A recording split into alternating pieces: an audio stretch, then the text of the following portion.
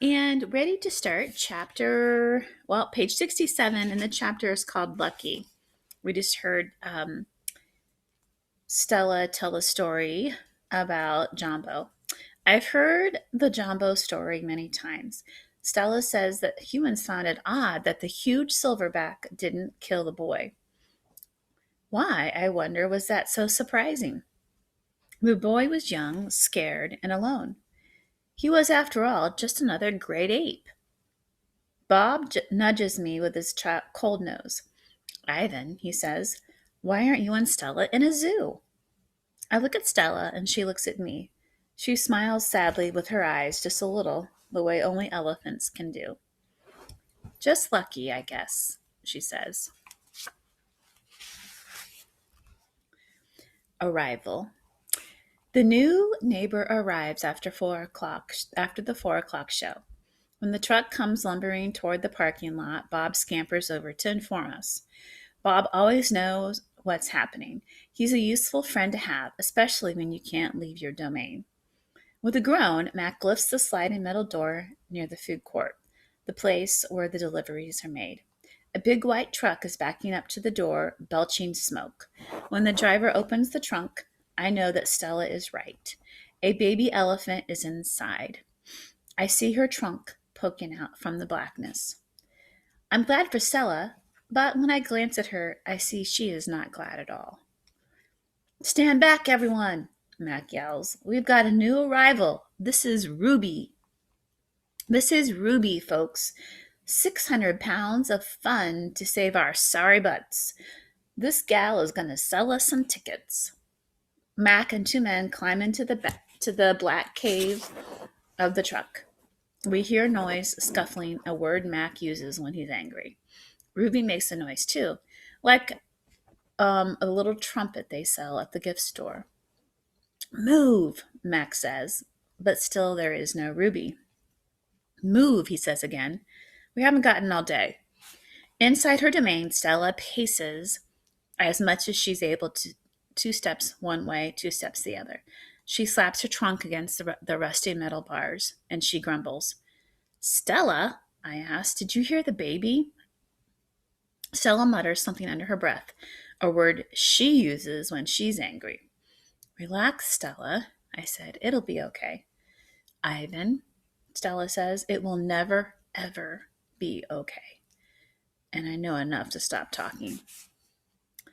Stella helps. The men are still yelling. Some of the yelling is at each other, but mostly it's at Ruby. We hear scrambling, pounding, shifting. The side of the truck shudders. I'm starting to like this elephant, Bob whispers. I'm getting the big one, Max says. Maybe she can coax the stupid brat out of the truck. Max opens Stella's door. Come on, girl, he urges. He unties the rope attached to the floor bolts. Stella pushes past Mac, nearly knocking him over. She rushes as best she can, limping heavily toward the open back door of the truck.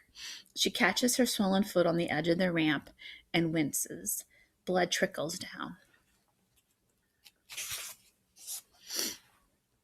Halfway up the ramp, she pauses. The noise in the truck stops, and Ruby falls silent.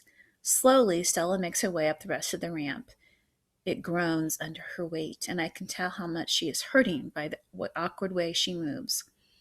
At the top of the incline, she stops and she pokes her trunk into the emptiness. We wait. The tiny gray trunk appears again. Shyly, it reaches out, tasting the air. Stella curls her own trunk around the baby's trunk, and it makes soft, rumbling sounds. We wait some more. A hush falls over the entire Big Top Mall. Thud, thud, step, step, pause. Step, step, pause. And there she is, so small she can fit underneath Stella with room to spare. Her skin sags and she sways unsteadily as she makes her way down the ramp. Not the greatest specimen, Max says, but I got her cheap from the bankrupt circus out west. They had her shipped over here from Africa, only had a month before they went bust. He gestures towards Ruby. Thing is, people love babies. Baby elephants, baby gorillas. Heck, give me a baby alligator and I could make a killing. Stella ushers Ruby toward her domain. Mac and the two men follow. At Stella's door, Ruby hesitates. Mac gives Ruby a shove, but she doesn't budge. Doggone it, get a clue, Ruby, he mutters, but Ruby isn't moving, and neither is Stella. Matt grabs a broom. He raises it. Instantly, Stella steps in front of Ruby to shield her. Get in the cage, both of you, Mac shouts.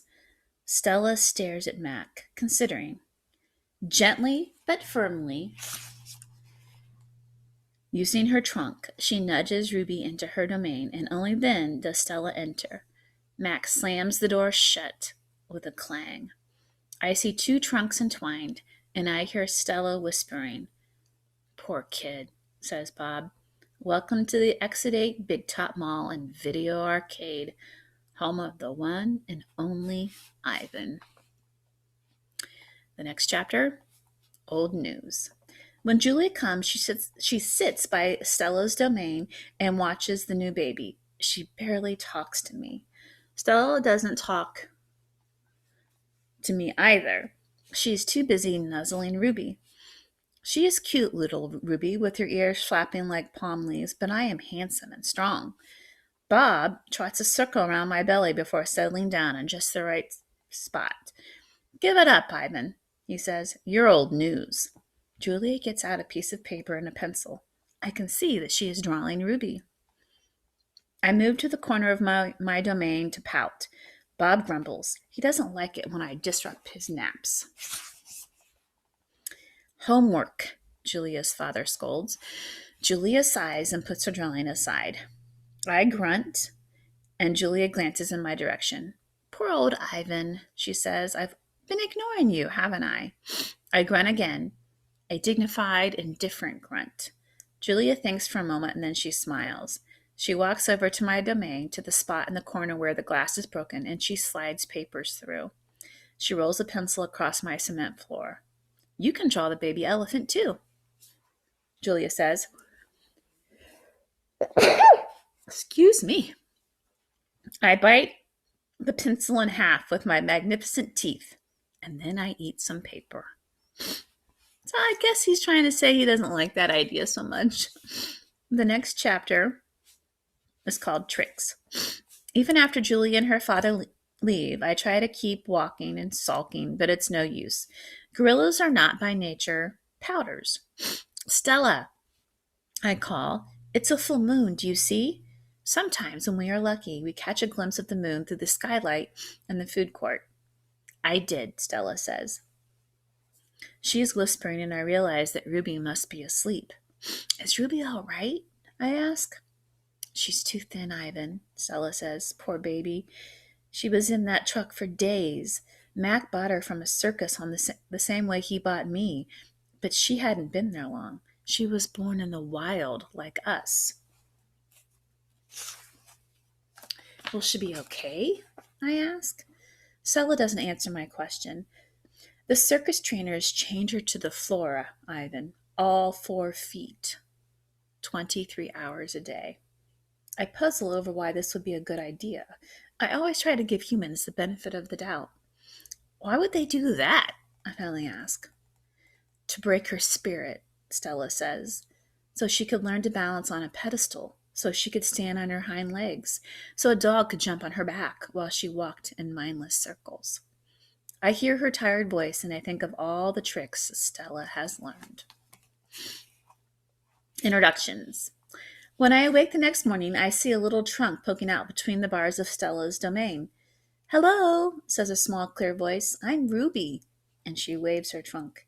Hello, I say. I'm Ivan. Are you a monkey? Ruby asks. Certainly not. Bob's ears perk up, although his eyes stay closed. He's a gorilla, and I'm a dog of uncertain heritage. Why did the dog climb your tummy? Ruby asks. Because it's there, Bob murmurs. Is Stella awake? I ask. Aunt Stella's asleep, Ruby says. Her foot is hurting, I think. Ruby turns her head. Her eyes are like Stella's, black, long-lashed, bottomless lakes fringed by tall grass. When is breakfast? She asks. Soon, I say, when the mall opens and the workers come. Where, and Ruby twists her head in the other direction, where are the other elephants?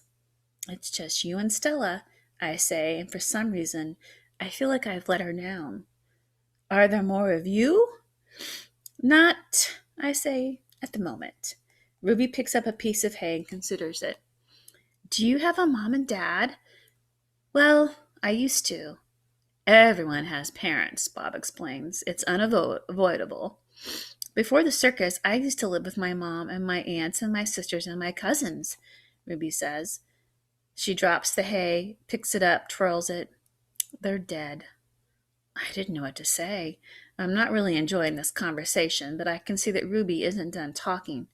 To be polite, I say, I'm sorry to hear that, Ruby. Humans killed them, she says. Who else? Bob asks, and we all fall silent. Stella and Ruby.